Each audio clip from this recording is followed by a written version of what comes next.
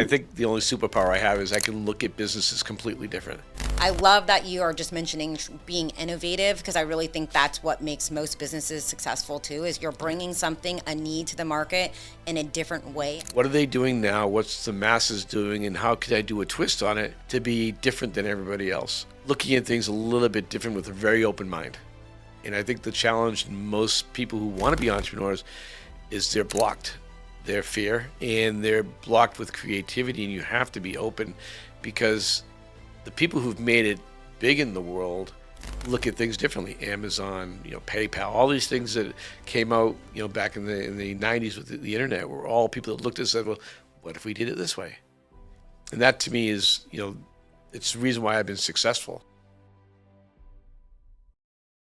Thank you for joining us today. I am Jennifer Klein. This is the Get There podcast. I am sitting here with my second guest, Mitch Ribak, with the Ribak Tribe at EXP. Just the tribe. You're close Okay, enough. the tribe. Mitch is a team leader at EXP here in Brevard County, but you're actually in 49 states and 9 countries. Yep. All right. And the reason why I want to sit down with Mitch is, if you don't know, if you've never had the pleasure of having a conversation with him and enjoying his awesome energy, he has actually owned several businesses. We're going to touch on those today and really just go in depth of how he overcomes fear, how he's been so successful in so many businesses. So, Mitch, why don't you introduce yourself and take it from there? And Sure. So Mitch Ribak, not Ryback, but sorry. Everybody gets it wrong. In fact, my brother calls us Ryback now because he's So many people say he's it? so tired of correcting, especially since what was that movie Under Siege? Steven Seagal was Ryback, so we've been Ryback since Yes. Okay. then. So I just been here in Brevard County for 25 years now. Crazy. Real estate for 24 years. Love that. Entrepreneur. I've had 27 companies over the last 45 years.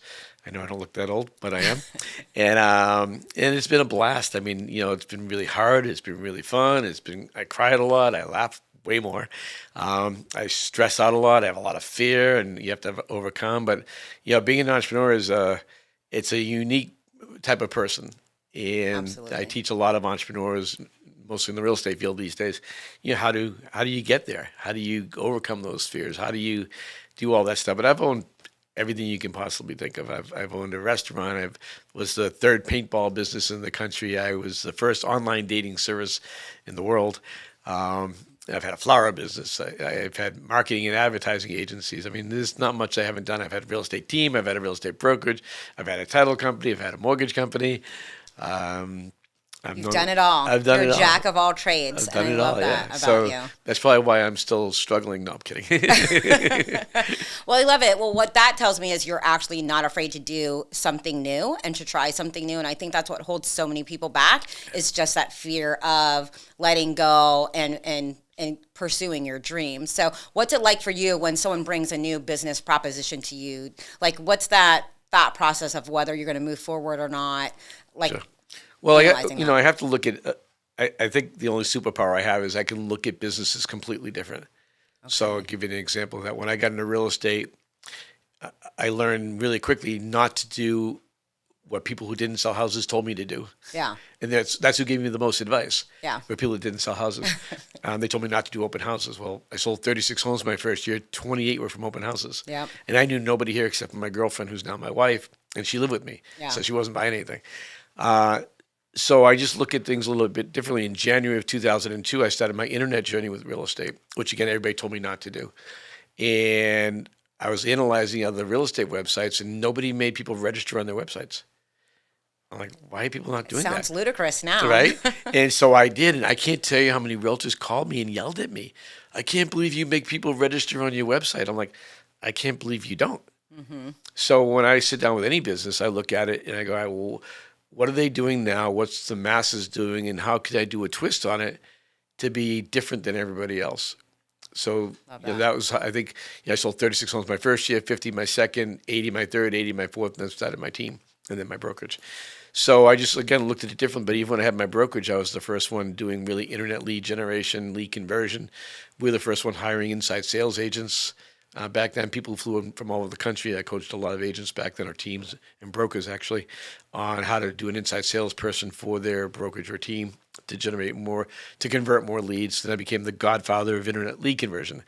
in the real estate space. So, but all that comes from looking at things a little bit different with a very open mind. And I think the challenge in most people who want to be entrepreneurs is they're blocked. Their fear, as you said earlier, and they're blocked with creativity. And you have to be open, because the people who've made it big in the world look at things differently. Amazon, PayPal, all these things that came out, back in the 90s with the internet, were all people that looked at us and said, well, what if we did it this way? And that to me is, it's the reason why I've been successful over the years. And it doesn't mean I've not been knocked down. I mean, I've gotten the crap beat out of me a couple times. Yeah, I've lost everything twice, and that's tough. Yep. It's always how you pick yourself back up. So I love that you are just mentioning being innovative, because I really think that's what makes most businesses successful too, is you're bringing something, a need to the market in a different way as well. And you had mentioned you started an online dating service. And was it like one of the very first? I was the first. Online dating service? Because now, I mean, I feel like there's a new app for online dating all the time. Yeah. And I kind of want to just make the connection between your online dating service and real estate, because really you're matching people up, you're matching people with homes too. It's the same business. Yeah. Yeah. Well, it was the same thing. I had a regular dating service. Mm-hmm. So actually, I'll give you a quick backstory, because it's kind of funny. Yeah. So I lost everything in 1990. And when I say I lost everything, in January of 1990, I ended up in the hospital. I had a restaurant. Ended up in the hospital. We were losing $1,500 every week. There was a crash in Massachusetts, where I'm from. I parked my car still, up in Massachusetts. And the same day I ended up in the hospital, my dad went on the heart transplant list. And the doctors told me, you're going to die. Yeah. I was 29 years old, 30 years old. The restaurant business will do that to you. Yeah, terrible business. Although being a real estate broker is worse, but we won't even go there. But anyway, so I decided to give up the business at that point. 4 months later, my dad died. He had a heart transplant, died 2 weeks later. He was the sickest person in the country to get a heart at the time. And I went into a tailspin. I lost everything I had. I had a couple $100,000 in the bank when I closed the restaurant. I didn't understand business enough to go bankrupt at the moment. Yeah. So I spent the $200,000 paying off all my debts. And it took me a year and a half to get back on my feet. But my first job was a cold call telemarketing manager for a dating service. Oh my gosh. And within 6 months, I was running the company. I love that. And then within a year, I started my own, which was called Perfect Mates. And then in 1994, I think it was, AOL started doing their little discs, sending your discs out to everybody. All the funny videos we watch now that are memes on social media. That's how we all got introduced to the internet back then, was AOL. And I said, wow, wouldn't it be cool if people didn't have to come to my office to look at pictures and profiles? So you got to visualize this. The technology. First of all, it took me a year to find the technology, because it was not available. Yeah. And in Massachusetts was the Silicon Valley of the day, and you couldn't do it. So a year into researching and trying to find it, after going to IBM and Wang and all these major companies in Massachusetts, I found this little tiny company that said, well, there's a new program that came out that you can now do database integration over the internet. But it visualized going online in 1994, late 94, and downloading a picture took almost a minute. Yeah. It was like forever. Tick, tick, tick, tick, tick, tick, tick, tick. And so people, nobody came to the office anymore. Yeah. So we literally became the first online dating service, and I raised some money, and we became bigger. But then I realized I couldn't market it well enough, so I private labeled it for the media industry. Mm-hmm. So back then we had 650 media affiliates, radio and TV and print. And we were like WZLXsingles.com, and we ended up having 6 million people a month coming to the site. Yeah, I love that, because that was such a pioneering time in internet to begin with, and the World Wide Web. Because I remember even back then it was like all the, video voyeurism started, where people were filming their everyday life, and I could geek out on that too. Yeah, and that was I so kind of fun. feel like we're transitioning back to like filming the everyday mundane. We're probably going to be doing something like that in our office, of like just filming our every single day craziness in our office. So I love that. Just I feel like it's kind of making a comeback too. So as far as after the dating, because after you sold the dating, because you sold that business, correct? Well, that was my next loss. So yes, we got another contract to sell for $80 million. Okay. And sounds like a good number. Yeah, and actually, there's a funny story behind that. I like to tell my story. So, I get a call from this company in Dallas. Mitch, we want to buy you guys. Come meet us. So the next morning, I fly out to Dallas, and we have about $3 million invested into the company at this point. Okay. And so we want to buy in. I sit down. They offer me $50 million. And I don't know where this came from. I go, no, I won't sell it for less than 80. My eyes would have been like, sold. Yeah, no. I don't know where that came from because that was like the stupidest thing I've ever said. And so, anyways, and I know, if you're going to negotiate, you have to be willing to walk away, Yeah. right? So they said, well, we're not paying $80 million. We're really buying you. We want you as a part of our team. We know we have to buy your company to get there. I said, well, I can't. And I got up and walked away. I got about 10 minutes away in my rental car, and I get a phone call that said, all right, we'll give you your $80 million. Come on back. So we get into contract to sell for $80 million. Part of the deal, though, I had to lower my expenses because Boston is very expensive to run a business. Yeah. So I was doing a radio show in Universal Studios here called Ask Mitch the Date Doctor. So I just made fun of single people. It was so much fun. I love that. It was so much fun. And I'd fly down every 2 weeks. And so anyways, I started looking around Florida. I looked over at Tampa because my brother lived in Tampa. Didn't like Tampa, went down to Fort Myers. And because the Red Sox are there and I'm a big Red Sox fan. Didn't like Fort Myers, went over to Boca because I heard it was cool. Didn't like it there. And then I called my friend up. I said, what's the office space like in Cocoa Beach? And I was 38 years old and single this time. I was divorced with 2 kids.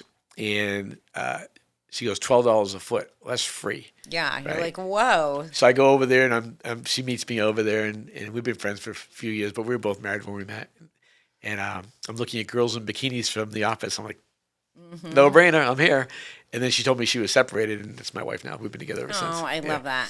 But and Mitch's wife, if you do not know her, is an absolute doll baby and the life of the party. She's way cooler than I am, yeah. She is. She's not as funny. She'll tell you she's funnier than me, but she's not as funny. She's a good time, though. Yeah, she's a lot of fun. Yeah, we have a ball together. I mean, after 25 years, we still laugh our butts off. I love that so much. But anyways, so everything was going great. We were supposed to close in June of 2000.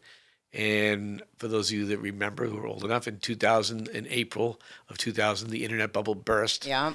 And within 6 weeks, I lost $82 million.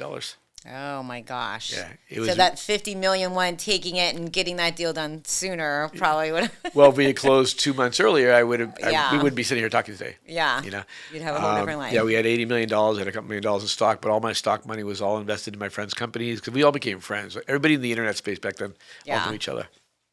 So it was really, really fun. I had to run the company for another year.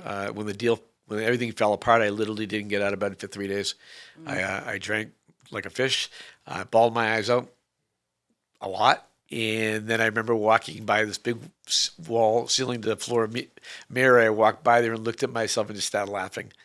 Yeah. I go, all right, you moron, get back up. I got to go back and run the company. We weren't out of money. All the deals fell apart and I lost all my money in the stock market. And I ran for another year, and then I ran out of money. I called my investors, and I said, look, I can't do this anymore. I'm down to $14,000 to my name, and I need to do something else. And they actually said, we were shocked that you actually stayed this long. Yeah. And they said, you did exactly what you said you were going to do. We invested $3 million, and you sold it for $80 million. Yeah. I mean, what a great return that was on our investment. And you couldn't help that the internet bubble burst. Yeah. So that made me feel good because that was the reason why I put so much in. It wasn't me and my money I was losing, it was my investors' money. I love something that you touched on, though, is that, if that actually happened, you wouldn't be sitting here with me today. It's so funny how when something that doesn't go the way that it plans, you don't realize it then. It seems like such a failure, but it puts you on a whole nother journey that you would have never had if that didn't happen. So I'm sure 80 million living on a yacht sounds awesome too, good, yeah. But you probably missed out on a whole bunch of life experiences and amazing people who are in your life today. So did you at that point there's a couple things, get into real estate? I did, but I want to touch on that point because it's a really important point because we fall down. We all fall down. Yep. Right? I've fallen down twice hard. First thing, I lost everything. I had to borrow money from my mother to get an apartment for me and my little kids when the restaurant. But there are little blips in time. So I did when I turned 60, I analyzed my life. 60 was a really pivotal year for me. Yeah. And I analyzed my life and I looked at all my hard times in my life. Like I got burned and almost died when I was 17. Very transformative in my life. Kind of turned me into who I am today about anything. I actually cured myself of burns, which is a whole long story we won't get into today. Yeah. But next time. Next time. But those little blips in times, those little blips of hell were the best moments of my life. So for instance, if I did not lose my restaurant, I don't spend every day with my dad for 4 months before he died. And I spent every day 8 hours a day with my dad before he died. I learned more about my dad in those 4 months than I did my entire life. Yeah. Can't get it back. I try to justify the $80 million in his, and I finally figured this out actually recently. I've touched a lot of lives in the real estate world. I know a lot of people just know me here in Brevard County, but I've coached thousands of agents all over North America and actually all over the world. And I wouldn't be with my wife. I wouldn't have 3 of my 4 grandkids if I didn't lose my online dating service. Yeah. Like all that stuff Things wouldn't money happen. can't buy for you. Yeah. So my message to people out there that are going through a bad time right now is we all go through bad times. How you react to that bad times. What's the line? Things don't happen to you, they happen for you. Yep, exactly. Which I love. I wouldn't be where I am today if I didn't have my failures. My failures were my best experiences. Yeah. In hindsight. I think so. If life is just going good all the time, you don't appreciate when things are going good all the time. Yeah. So you have to go through those struggles. Not only that, it shapes you as a person. It gives you your grit. It gives you your transformation and just really builds your character a whole lot more. It also builds your compassion. Yeah. Like I really feel for people that are going, like right now, real estate industry is tough. Yeah. Right. Absolutely. A lot of people that I care about, the challenges, most realtors never really built a business. Let's face it, the last 10 years, you've raised your hand, you sold a house. Yeah. The last 2 years have been tough. Yeah. And now the people who are still doing well are the ones that actually built businesses. Yep. Exactly. But that's when I got into real estate. Yeah. So it was September 10th, 2001. Next day was 9/11. Oh my gosh. Yep. And then I said, what are my weaknesses? This is my first week in real estate. So I went to my first meeting at Tropical Realty in Merritt Island, where I started with Linda Wise and Linda here. And I just finished watching the first plane go into the towers. Yeah. And I went to, and I said, look, nice to meet you. I got to go give blood. And I left. The next 3 days, I wrote 10 fake contracts each day because I'm really ADD, and I knew I'd struggle with that. Yeah. And then I did my first open house that Saturday, not knowing what I'm doing. I remember driving there going, laughing. I always laugh a lot. I listen to comedy in my car all day long. That's good. And I'm like, I don't know what the hell I'm doing. Am I going to go to this open house? I don't even know what to say to people. And I go, well, I've seen realtors on TV, and I've had really bad realtors, so I'll just use that. And I sold my first house that day. I love that. So 5 days in, I sold my first house. That January, again, remember I didn't know one person. That January, I had 9 closings. Wow. Yeah. Oh my gosh. So from September to 9 closings in January. That's amazing. I feel like you have a magnetic personality though, and that's people are just naturally drawn to you. So it helps. It's because I'm so cute. It is. You're adorable. It's funny though, because I have the same exact story of like I had just got my license as a loan originator. I did my very first open house. The very first client came in. I pre-approved them right there. They didn't buy that house, but they bought another house. Right. And I'm like, piece of cake. I got this. No problem. I mean, obviously, it doesn't always go that well, but it's a little bit of beginner's luck to give you that boost of, but it is all about people will feel you. Yeah. Like I think most of you guys don't know me out there, but I'm just a nice guy. I feel like I'm a nice guy. I will help anybody. You want help? I help you. I don't care. You're always very welcoming and not, I don't want to say like not intimidating, but a lot of times when you are new or younger and you meet someone who's like, wow, it's Mitch, and you feel like which cracks me up because I'm like, no, let's just go have fun and like show you how to sell houses. You want to sell 100 homes? I'll show you, and I'll show you how to do that in 30 hours a week. I know. So you're always like super warm and engaging, I will tell you, if you're in this business, you have to have a little bit of a personality. You don't have to have a ton of personality. Yeah. But you have to be sincere. Yeah. Like that's what I tell really, people can feel you if you have commission breath, they call it, right? Yeah. People can feel you if you're scared, right? And I get it. I mean, I was nervous that day, but I'm a compartmentalizer. Like I know the minute I have to be on, I'm on. Yeah. And I shut everything out. I tell people I can have a massive fight with my wife, which we don't fight anymore because we're too old. But when you have beginning your relationship, you know each other. Yeah. Well, she said to me the other day. By the way, the other day when you're older was like 3 months ago. She goes, I finally realized after 25 years that you have no idea what the heck's coming out of your mouth. Yeah. I'm like, finally. Exactly. Roll with it. You have to kind of act a little bit. Yeah. And say, all right. And by the way, acting is just smile. Really, I mean, that's all I have. I'm funny, kind of, I think.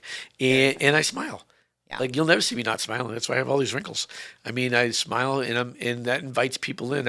I'll tell you, when I was interviewing realtors when I owned Tropical Realty with 120 agents, I did three things that were really mandatory when I was bringing on an agent. When I would go to the lobby to meet them for the first time, how are they dressed, Mm-hmm. were they smiling, and how was their handshake.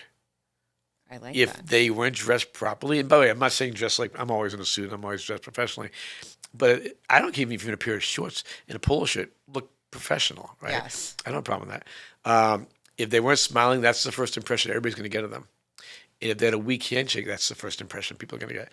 So to me, those were deal breakers. Yeah. Like I had people literally come to the office dressed in sandals or flip flops, a dirty Hawaiian shirt, and shorts. Yep. And I wouldn't interview them. Yeah. If you're going to show up to an interview like that, how are you showing up in your everyday? I'm a firm believer of, like, I get up every day, I do my hair, I do my makeup. Very rarely will you see me not done, because if I don't feel like I look good and I don't feel confident in myself, I don't portray myself that way. So I try every day to always look my best. I think it's super important. Yeah, I won't leave the house till I do my hair. Yeah, It's mandatory. Yeah, it's so hard to comb my back, but yeah, but it's true. You know, and a lot of times people dressing up isn't about for other people; it's for you. Yeah, exactly. When I'm in, like I don't wear a suit jacket to work every day, but I dress up pretty much every day. Four of the 5 days a week, I'm dressed up. Fridays, I wear a pair of shorts, Relaxed day, unless I have meetings. But I do that because when I'm in work mode or beast mode, right, I'm dressed professionally. I'm ready to go, but because I feel good about myself. Yeah. And the better you feel about yourself, the more you're going to accomplish. Exactly. I'm a firm believer in that too. So I'm actually, not only has owned Mitch owned 27 businesses. He is also a real estate agent. You've sold over 1,000 homes.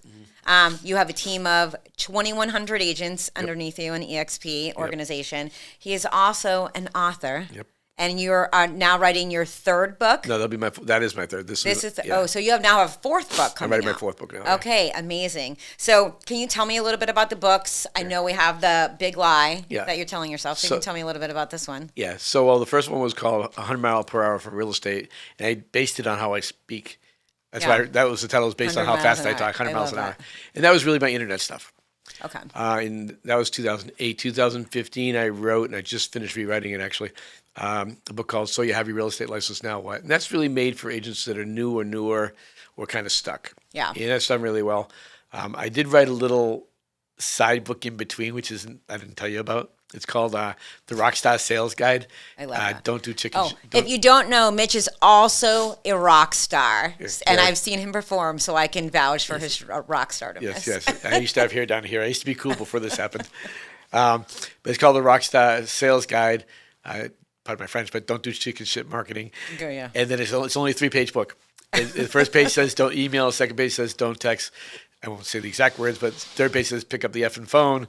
Yeah. And that's the book. It's sold over 10,000 copies so far. Literally, that's the keys to success right there. I sell it for $1 on Amazon. But I just gave it all to you for free. The dollar's the new free, though. That's what they say. It is. Yeah. And then this book here, which actually this is my passion book. Okay.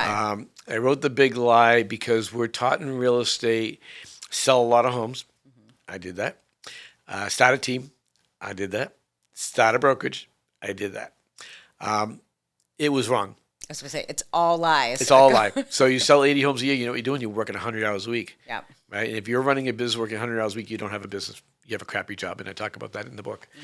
And then I started my team. My production went down 25%.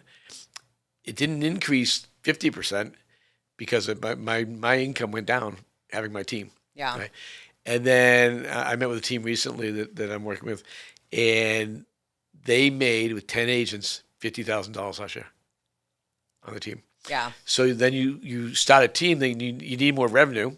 So you leave your brokerage that you have your team at and you start a brokerage. Yeah. And that's really where the fun begins. 10 to 15, with 120 agents, 10 to 15 calls, 7 days a week, every day. Nobody's calling me and saying, "Hey, Mitch, I love you." They're like calling and complaining, and nothing. It's a tough business. I get it. Yeah. And I'm compassionate about that. But here's the dirty little lie: there's no money. Yeah. I had 120 agents, and I'm not ashamed to say this at this point. My best year, I made $200,000. I made more than that selling houses by myself with no headaches and a $2,000 a month overhead. Yeah. Okay. So be careful what you wish for if you feel. Well, now it becomes ego based. Yeah. So if you're a broker out there, I feel your pain. I know your pain. I know you're not going to tell anybody that, but I will. That's why it's called The Big Lie, because now you're living this lie. I did this, and the reason why I can talk educated on this because I lived this life. Yeah, absolutely. Is everybody looked at me, Mitch, you're so rich, you're so successful because I drive nice cars, I wear nice suits, right? So everybody wears that. Well, you have to do that because if you don't have the image, who wants to work with you, Yeah. right? And Perception is reality. So, Exactly. and reality can be a completely different thing. so I'll give you a couple of examples of that. I have a brokerage that joined me in San Diego, 120 agents. They lost 700 grand in 2022. Wow. I have a brokerage that joined me in 23 out of with 180 agents these are all people in my organization out of Vegas. They broke even. I have a brokerage I'm talking to right now in New Jersey, 350 agents. They made $104,000 in 2024. $104,000. Wow. 350 agents. Yeah. Do not start a brokerage. Yeah. Seriously. That's I mean, true. there's a better way to do it. So in the book, I talk about a thing called the modern team. You know, pulling back from sales has really let me analyze this business and look at it, like we said earlier, differently. Yeah. And that's what I do now. So your modern team gives you freedom. So I can show anybody how to sell 80 homes a year and work 25, 30 hours a week. Okay. And I'm almost tempted to do it again just to show people. Well, I don't want to sell 80 homes a year. I don't have time. I'm more into doing what I'm doing right now, my 4 businesses that I run. Yeah. It's way more fun. But the reality is if you're working 100 hours a week right now, you're messing up. You're missing your family. And we talked about this earlier. You know, when I turned 60, every 10 years you analyze your life. When you turn 50 in 20 more years, you'll analyze your life again. We all do it. And I cannot tell you 5 things I do with my kids. Yeah. Over the last 45 years, I've worked 80 to 100 hours a week, except for my paintball years. And I can't tell you 5 things I do with my kids. If you're missing your children growing up, you're screwing up. Yeah. And that's why I wrote the book. Yeah. That's my mission right now. I love that. So I think we always think, you know, once you start something, you think, okay, what's next? What's next? Because it's really like the journey, not the accomplishment. And I think when we start in the real estate business, it's always like, okay, I'm this lone person, but then, I want to be on a team. I want to, become a broker associate. I want to become a broker. Like it's just the natural progression of what we're told it's supposed to look like. Yeah. But, you're sitting here saying is no, be satisfied with selling your home, your individual agent, doing what you need to do while you still have time for your family, have a life, because in the grand scheme of things. Right. So it's all ego based. Yeah. Again, it was for me. I mean, I knew after year 2, I had 110 offices planned for Tropical Realty. Yeah. From here to San Diego. I knew in year 2 that I made a mistake. Like, starting my brokerage was the biggest. Remember I said I owned a restaurant? Yeah. Worse than a restaurant. Oh, It was the yikes. biggest mistake of my business career. Merging my brokerage with EXP was the best business decision of my career. I got 2,100 agents and I work 30 hours a week. Yeah. But the challenge is, again, because I'm able to look at this business differently than most people, it's all built on ego. People start their team because they think they're getting leverage and freedom, but they really get babysitting in prison. Yeah. That's no offense to realtors out there, but new agents are a lot of work, and most of your teams are new agents. But even if you look at the dollars in what, I'm going to walk you through this because it's really interesting. Yeah. When I sat down, and again, there's no offense to people. I hope if you take offense, sorry. Sorry Get, for you. get over it. So here's your typical team model. And this is how I ran my team. My agents were on a 50-50 split. I generated all the leads. Back then, me and my assistant at the time called all the leads and worked the leads. Now I would have an inside salesperson doing that because that didn't exist when I started my team. And we'll pretend you're my agent. So if you're my agent on my team, that means you're new or newer in most cases. So I'm going to say, hey, Jennifer, I got a lead for you. Go show houses. All right? So you're going to go show houses. You're going to come back, and you can say they want to write an offer on 555 Main Street. I'm like, great. Now go over there and watch my assistant write the offer so you can learn how to write an offer. And then you're going to hear me negotiate the offer. And then I'm going to send you off to the home inspection. You're going to bring it back. We're going to go over it together. I'm going to negotiate the deal again. And then you're going to go to closing. So just for easy math, I'm going to say you worked about 5 hours. Yeah. Showing property, going to the inspection, going to closing. And I'm going to give you 50%. Now, this is your typical team out there, right? So on a $400,000 house, I gave you $5,000 in commissions, $10,000 commission. I'm giving you $5,000. So 2 things happen. 1, you resent me because I only gave you 50%, Yeah. right? And I have to pay out of my 50%. I have to pay the inside salesperson, the assistant, the transaction coordinator, the marketing, and all this stuff. Yeah. So out of my $5,000, I make about $500, Yeah. right? And you resent me.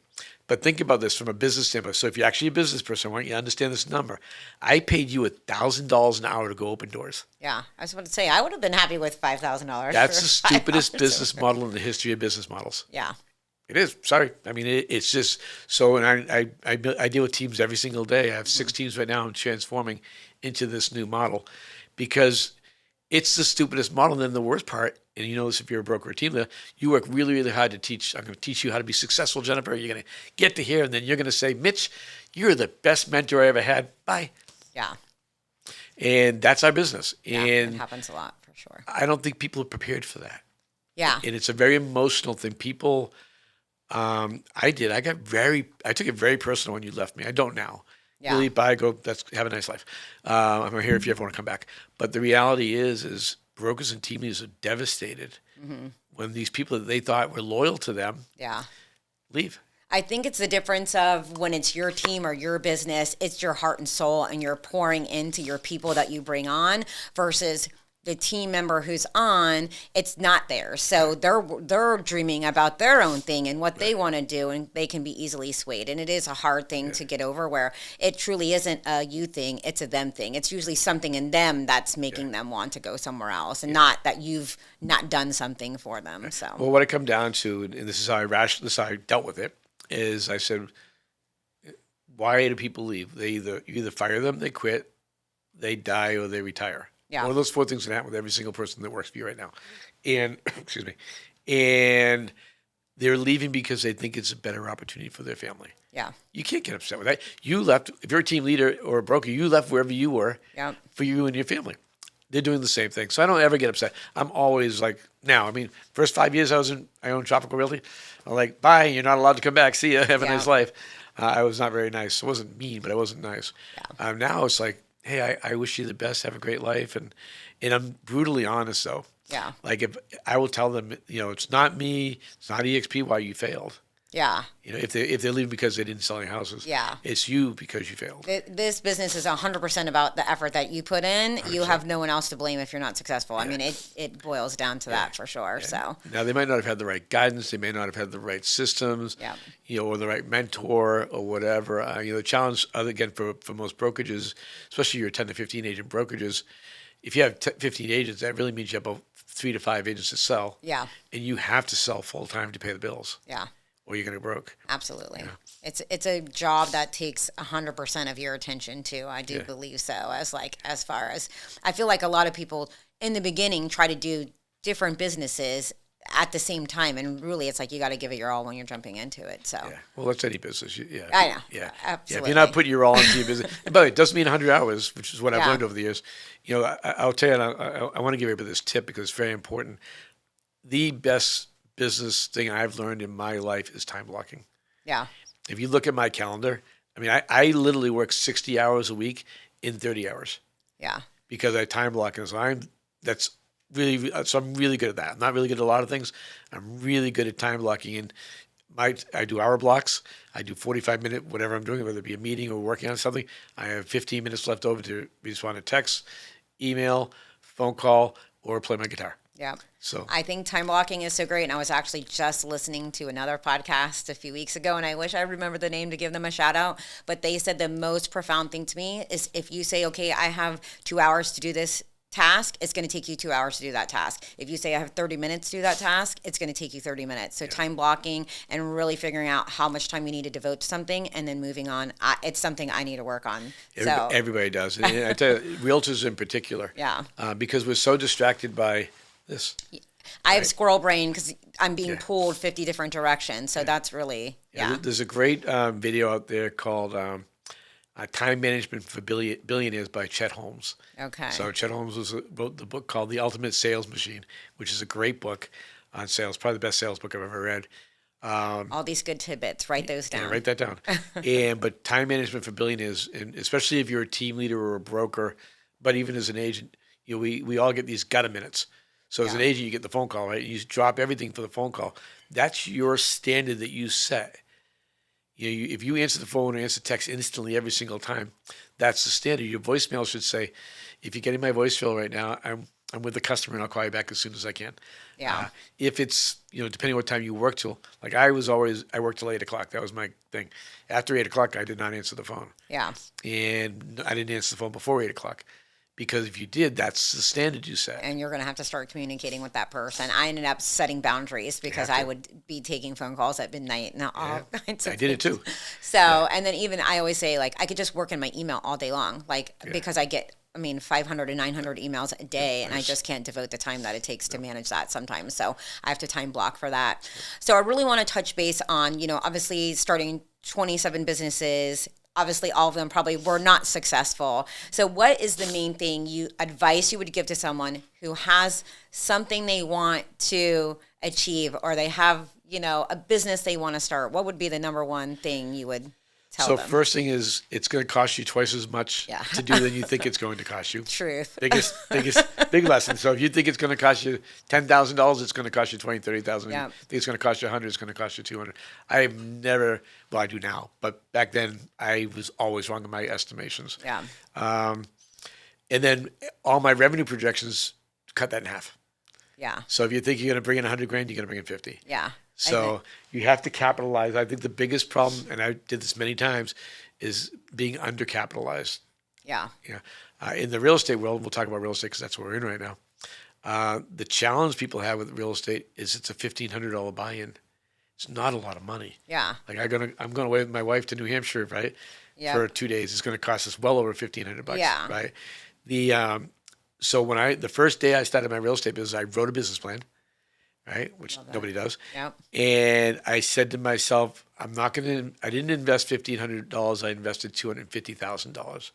So what I want you to ask yourself is, what would you do differently if you invested $250,000 to start your real estate business versus $1,500? And the answer is the same. Everybody asks us to everything.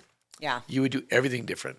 I love coaching entrepreneurs who've invested $50,000 to $1 million in their business because they get a lot to lose. Yeah. Once money's on the line, your attitude towards it changes completely. Yeah, and it's funny because I've coached a lot of people for free, which I still do occasionally. Very seldom do they do the work, but when I charge $1,500 an hour, which is my going rate right now, the ones that I'm charging accomplish a lot. Yeah. And so if you have money involved, so the other thing I think is really important is someone already did what you're trying to do. Yeah. Reach out to them. People like myself, I'm an open book. I know some people say, well, you're not very approachable. I go, what do you mean I'm not approachable? I think the exact opposite. Well, I know. I don't. I'm like, well, you're so successful. I go, well, first of all, I'm not that successful. I do good. But I mean, I've been successful. Yeah. I chose to not chase money and chase freedom versus money these days. But find people like myself. People, especially a little bit older, will always share how they became successful. I can't tell you how many entrepreneurs I've helped, not just realtors. And I always tell people is, look, if you implement what I teach you, it will work. Mm-hmm. And then just donate some money to my charity. Yeah. I don't care about money. I love that so much. And I do think most people who have achieved a level of success, they do not mind sharing all the tidbits. I actually went to a sales rally, and it was like a top performing loan officer. And he was like, I'll share everything with you. He's like, anything I've ever designed, I'll share it. And he's like, you know why I'll share it? Because 99.9% of you won't do a thing with it. So I've said the same thing on stage before. Profound to me of exactly. Like, you can have all of the tools in the world. Yeah. If you don't use them and you don't implement them, it's not going to do any good. I can teach any realtor in an hour how to have an extremely successful business. And I'll give you an example. In 2023, so 2023, I did 250 one-on-one coaching calls with new or newer agents. Word got out that I don't mind helping people. Yeah. 5 people I have a 2-step process. 5 people out of the 250 did the first step. Nobody did the second step. Yeah, it's amazing, right? And that's why I decided to stop doing those. I will locally here in Brevard County but I won't do for just anybody one-on-one coaching unless if they're full-time and they're committed to be successful. Because I looked at that's 250 hours I could have played my guitar. That's $250 I could have been with my grandkids or my wife. I could have played golf. I could have gone skinny dipping. I mean, I could have done something else with those 250 hours that year. And so now I'm really, I wouldn't say I'm particular, but I'm going to ask you first thing, have you sold any homes?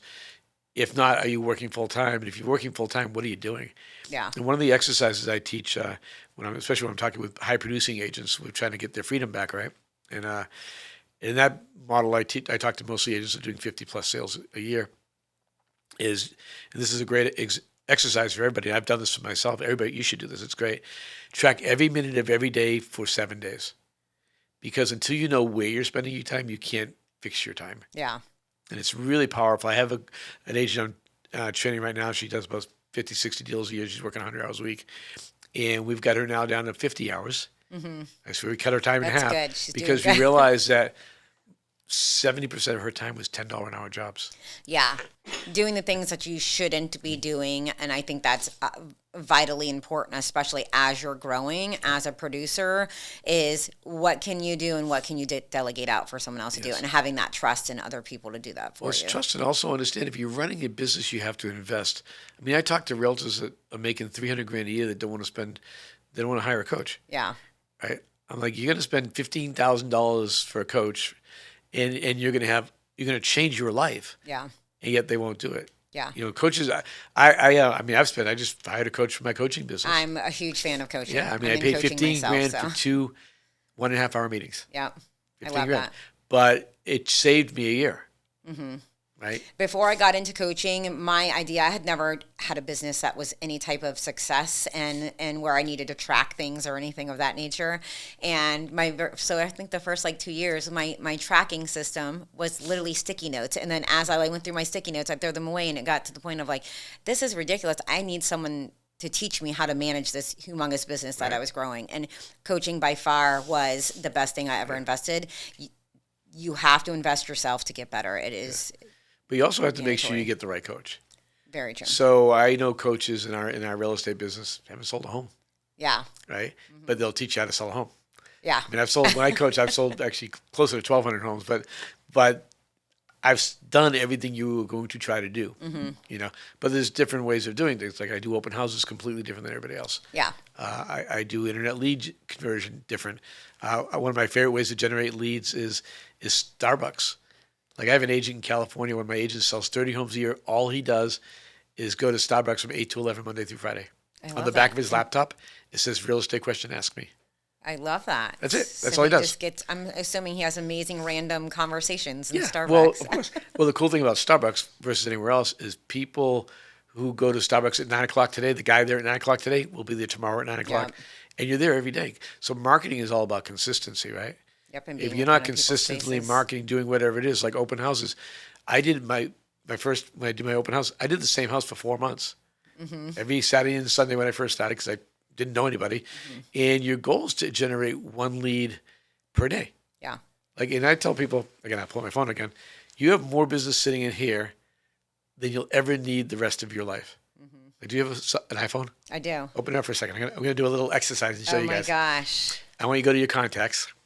Okay. I love doing this. And go to it says list up top on the left hand top. Lists. Yep. Click that. How many people you have in there? 1,139. All right. For easy math, I'm going to say 1,000. Okay. That means you have 70 real estate sales sitting in your phone this year.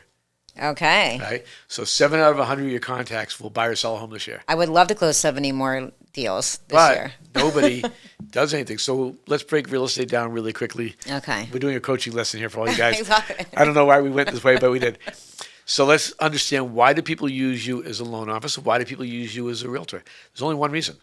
They like you. Nope. Oh. Everybody says that. They like you. They trust They you. like you. No, because you happen to be in front of them when they're thinking about buying or selling. That's it. You just nailed it on the head, because you're so many times of I worked with them for 2 years and then they ended up using someone else. Yeah. You didn't stay in front of them for the time that they were actually ready to pull the Now, trigger. I'll give you an I love example. that. We stopped selling houses in 2020 when Pat and I, we do a little bit. I got a few listings here and there. But I stopped marketing to my database in 2021, October. I would average 40 calls a year from consumers to buyers list homes. Yeah. And that was 2021. 2022, I got 6 calls. Yeah. 2023, I got 3. Yeah. 2024, I got 3. I've gotten 2 so far this year. And my point is, and the first question they asked me, by the way, is, are you still doing real estate? Mm-hmm. So we've done studies on this and all this stuff. So I can tell you that if you're emailing them twice, more than once a week, it's too much. Once a month's not enough. Twice a month is the right number. Okay. And I have a whole system. We're not going to go through it today. But the reality is more people have more business sitting in their phone, but they'll never do it. Yeah. Like I said, I taught 250 people list in 2023. 5 at least exported their list. Mm-hmm. They didn't get the emails from the people on their list. Yeah. To do a campaign. But they didn't invest $250,000 in their business mentally. Yep. So they weren't spending the time. The last girl that I did this with, in her 400 contacts with email addresses, she got 6 listings and 4 buyers in 3 months. All right, you're getting me motivated. I'm going to go back to the office and I'm going to get my contact list out and I'm going to be sending emails today. Yeah. I love that. Okay, so since we're talking about marketing, and I mean, everybody can use this because this is good for any business. What do you think is like one of the best marketing tools that you can do? Is it emails? Is it phone calls? Like, what do you feel like is? So let's talk about internet first because that's my background. Okay. Internet is, in my opinion, kind of washed up. Okay. And the reason being, now Zillow and Realtor.com are a different breed because they're property inquiries, but most people get pay-per-click leads. Yeah. On Google. And if you don't have the right systems in place, which is an inside salesperson, agents are not going to call their leads. They never do. That's why I started the inside sales department in 2006. So I don't talk about internet that much. Even that's what I'm known as the godfather of internet lead conversion. Unless people want to pay me a lot of money, I don't even enjoy talking about it because I know they're not going to do the work. Yeah. So I like gold. I mean, open houses is still gold. Yeah, I do. I pretty much do an open house every single weekend. But there's a right way and a wrong way. If you go onto YouTube, search for my open house platform. I just did a class last week online called How to Make $100,000 a Year Working 4 hours a day. That talks about your phone in open houses. It's on my YouTube channel, which is just Mitch Ribak. Go find it and subscribe. So I love open houses. I love postcard marketing, but nobody does it right. Yeah. So postcard marketing, people will send out one postcard and can't believe nobody called them. Yeah. Right. First thing they don't do is what's the turnover rate for the neighborhood? That's business 101. Who's selling? So I had an agent who was doing 350 homes a month, right? Not bad. Once a month's not enough, but I go, what's the turnover rate? He goes, what's the turnover rate? And the turnover rate is how many people are selling their homes the last 12 months versus how many homes are in the neighborhood. And I like an 8% or better turnover rate. And we did his numbers, 1.5%. He's just throwing his money away. Yeah. So it's knowing and doing your research of where you should be farming and marketing and being smart with your dollars, not just saying, oh, I did this, but like looking at the data if it's going to make sense. Or and not. Understanding that you're in front of them when they think about buying or selling. Right? Yeah. And you don't use little cheap postcards. Use the 6x9s, the bigger You postcards. want to be loud and obnoxious so they actually look at it. Exactly. I And love then that. you got to get pertinent information. Don't just say, look at me, look at me. It's the biggest killer of realtors. Give them information like our program is one email, or postcard is market update for the neighborhood. The other one is top 10 things to do in Brevard County. Yeah. So the things that people actually Useful look at. information that they can use instead of just your face on it. Because I do think in real estate we tend to just put our face on everything and be like, it's going to be sold because my face is on it. Yeah. But I think useful there's information. 5,000 plus realtors here in Brevard County. But by the way, 2,400 didn't sell a house last year, right? Yeah. And so there's not a lot of competition. And people who are busy right now, because there's lots of agents that are still really busy, because they actually built businesses. They're actually in touch with their databases. Yeah. You know? And building the relationships. It's a relationship business regardless, and staying top of mind and staying in front of them, whether it be marketing to new people or taking care of your past clients too. So I agree. But it's also 100%. adding, you should be adding one person a day to your database. I've sold probably 3 dozen homes at Publix. I know. And here's my pickup line. So Publix is always good. That's where most lottery winners come from too. It's really, I keep playing. Doing an addition on my house, and now I got to figure out how to pay for it. But here's my pickup line. So everybody in Publix, I love grocery shopping. I don't know why, but it's very relaxing to me. I like food too, so that goes hand in hand. Yeah, it's great. And so, again, remember, I didn't know anybody when I got in real estate, so I had to build my database. So I did it through open houses, I did it through the internet, and I did it through Publix. Yeah. So where most people will go for the shortest line, I always went to the longest line. And whoever's in front of me, I would say every single time, hey, how's your day going today? And it was always the same answer. It's either going great, it's going good. Once in a while they say it sucks, and then I didn't want to talk to that person anymore. You're like, okay, I'm sorry, have a good day. But if they say good or great, they'll always 100% say, how's your day going? Yeah. I say, I'm in the real estate business, kind of crazy. And they 100% say, oh, you're in the real estate business? How's the market? Yeah. Every time. Oh, it's kind of crazy right now. One of the things I do for my friends locally is I send them a market update every month. Would you like me to add you to the list? About 80% say yes. Yeah. Now I just have a new customer. Who doesn't want to know that their Yeah. investment is doing well? And I love that just taking every opportunity to make connections. And I mean, just right there, it shows you how easy that it is. And the thing is, if you did that if your goal was 7 a week, right? That's 365 a year. That's an additional potential 21 sales a year in your database. Yeah. I always feel like people, that fear, and I know we're having a conversation about fear, and it's fear of starting something new. It's fear of reaching out and talking to, just rejection in general. I think people try to shy away from, but I think in our business, you cannot be have a fear of that rejection, and you got to take it and you got to learn how to embrace it. I always say it might be a no. I don't take it as a no. I take it as a just not right now. We will be working with each other. Well, let me tell you how to conquer fear, because I've mastered this. All right. I have fear just like everybody else. Yeah. I mean, I get my nerves. I get scared to do certain things. Not as much these days, but how I dealt with it over the years is I'm not asking you to answer this, but what's the worst thing that's ever happened to you in your life? So for me, it's both my parents dying. Yeah. Hell. I mean, the most painful thing I've gone through is my parents dying and one of my cats. Peanut butter was awesome. But anyways, so when I struggle, all right, to do something, I go back and I say, all right, my mother died in 1993, my dad in 1990. They're both young, 58 and 59. I go back to that pain. Mm-hmm. And I go, is calling Jennifer, who I'm scared to call because she's so pretty, is calling Jennifer and her saying no to me worse than my mother dying? Yeah. Not even close. Yeah.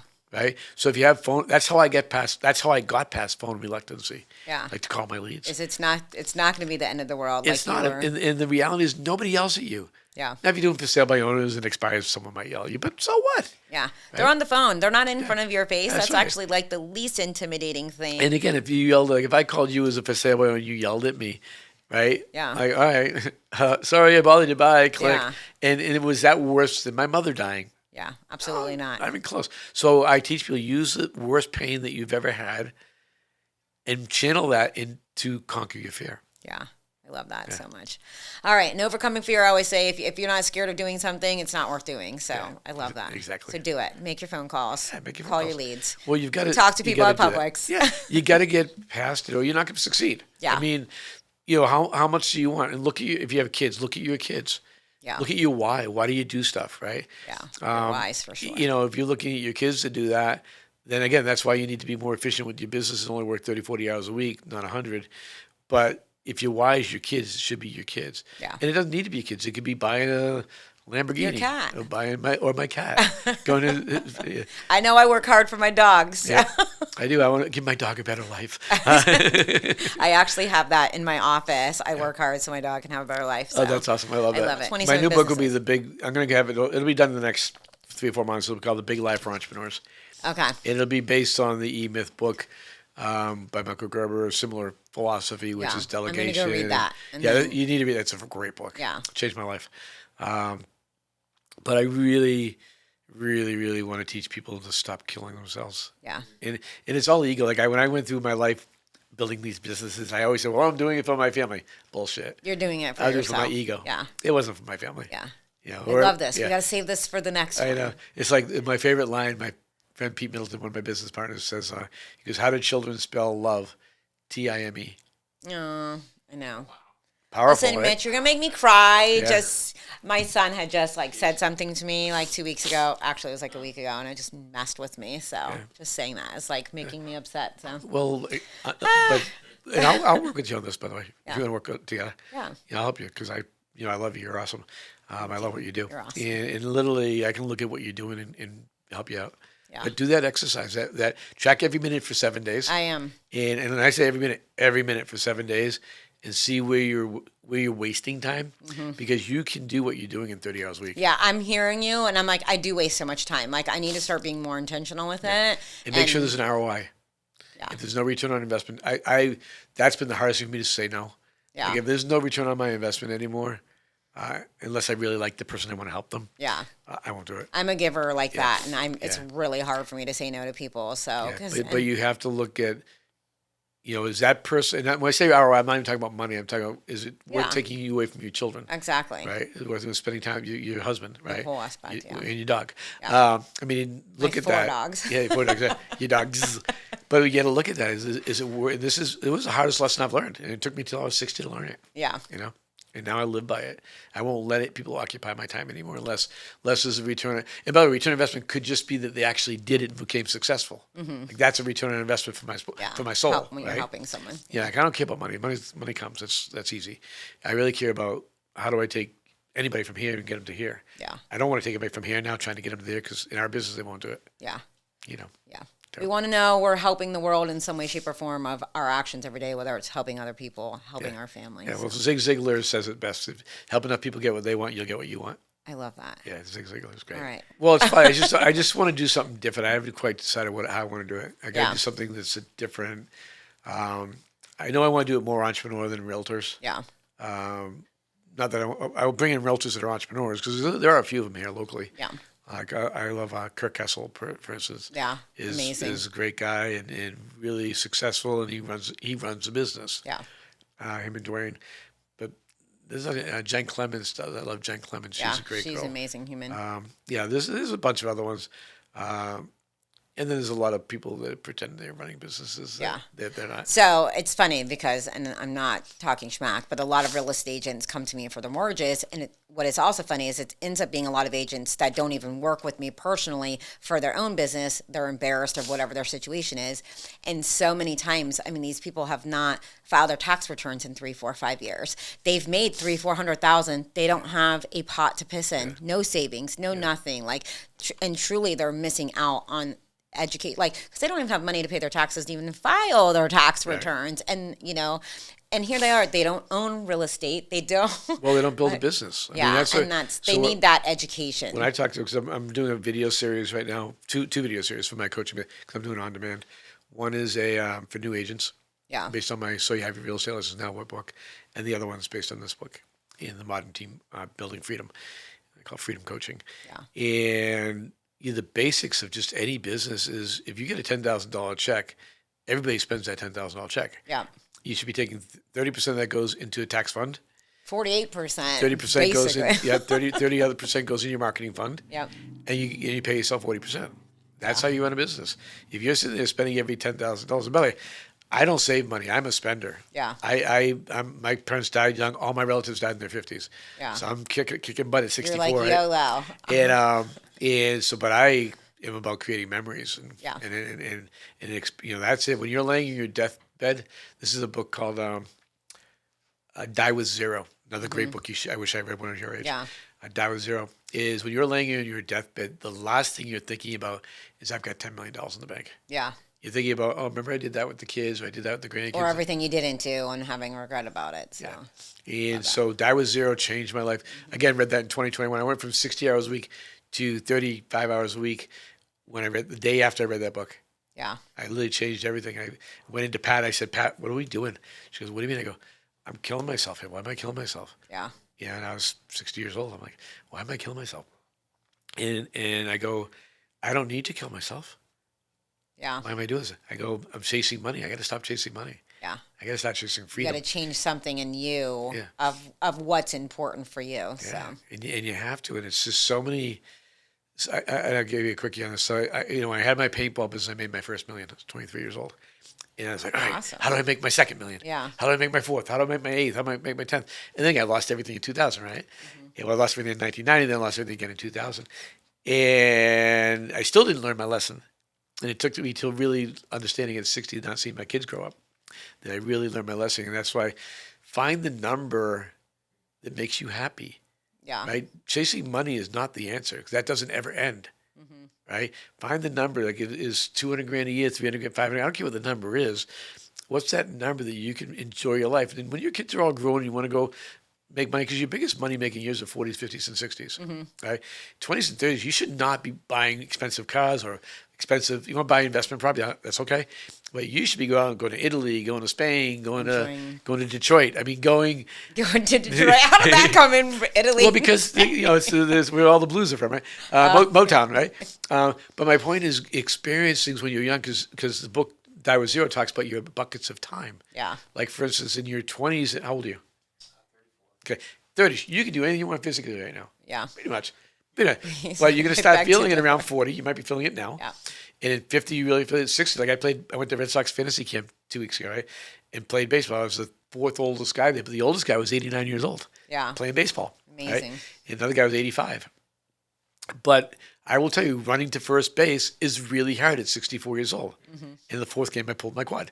But my point is, I always wanted to go bungee jumping. Yeah. And I've had 2 major neck surgeries. I cannot do it. I can't ski anymore because I've had my neck surgeries. I can't do the moguls. Yeah. Can't do that bouncing. But when you're in your 20s and 30s, you can do anything physically. Yeah. And we're taught, again, going back to the big lie, we're taught, make money, save for retirement. You have plenty of time to save for retirement. Yeah. Right? You don't worry about it. Go have fun and have experiences. Yeah, experience, because you have those forever. Yeah. I'm feeling that right now. I just turned 45 yesterday, and Happy birthday again. Thank you. Yeah. And I feel like as I'm not like I'm getting old, I don't feel like I'm getting old. I definitely feel like I'm more in my skin than I ever have been, but just realizing like, I'm on the back end of life, like, and I have not done so much that my word for the year, I do pick, obviously, like a lot of people, a word for each year just to like what I plan on like making it my mission. And this year was action. Like anything that I say I want to, I'm doing. Like I'm not like putting anything off anymore. Like I'm making it happen.